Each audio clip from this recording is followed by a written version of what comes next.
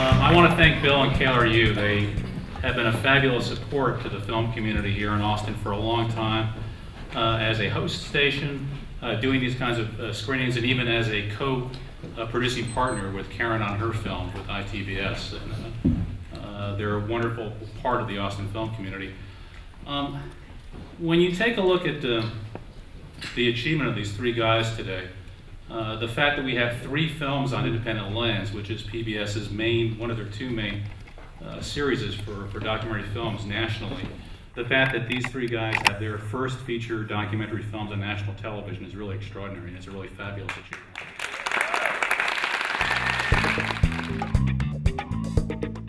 So yeah, the film is called The Horse Boy, and I shot it a couple of years ago about the journey that this family took. Basically, I followed this family that had has an autistic child across Mongolia as they searched for these shamans who they felt might be able to heal their autistic son. And when I first encountered the family, I was sure that I was going to be making a film about a family coming to acceptance of their child's autism. And in many ways, that's what I created. But the really interesting thing for me is that it really expanded my beliefs of what's possible. As a filmmaker, and a story like that only comes along like once in a lifetime. And so we shot it over the course of about 2 years. We premiered it at Sundance, like Paul said, and we've had a long theatrical run that we're just now coming off of. And yeah, we're screening on Independent Lens in I think about a month in April, and we're really excited about that.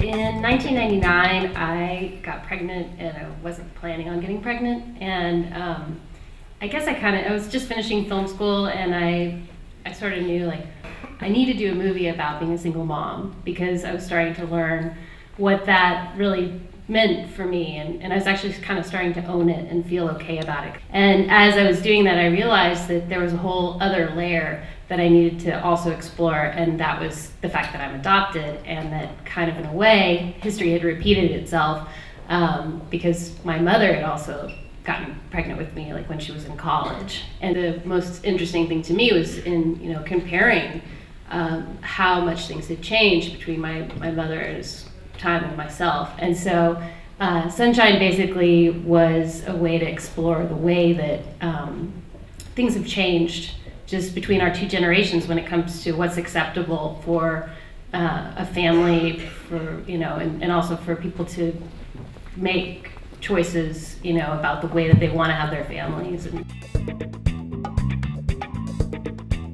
The Eyes of Me began as so many film ideas begin, over drinks with strangers, relative strangers. I was lucky enough to meet a staff member from the School for the Blind at a wedding, and just listening to him talk about the student life at the school and the kind of the crossroads of what it was to be a teenager, going through all the standard kind of teenage stuff, while also adapting to sight loss, was just something that I was really intrigued by. The second question that immediately popped up was, well, how am I going to be able to dramatize what that feels like?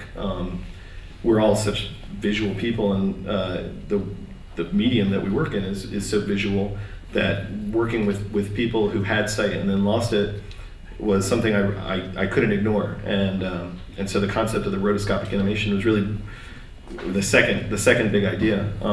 The very first blind person I met in my entire life was Chaz Demas, and within 2 minutes of meeting him, I realized that I needed to explore what his story was, and then getting a chance to meet the other students and faculty and staff at the school made me realize I couldn't put the story all on his shoulders. I needed to spread it out and contrast him with other student stories. And there were just these 4 teenagers looking at us and speaking honestly, and I think anybody can relate to at least one of them, if not more.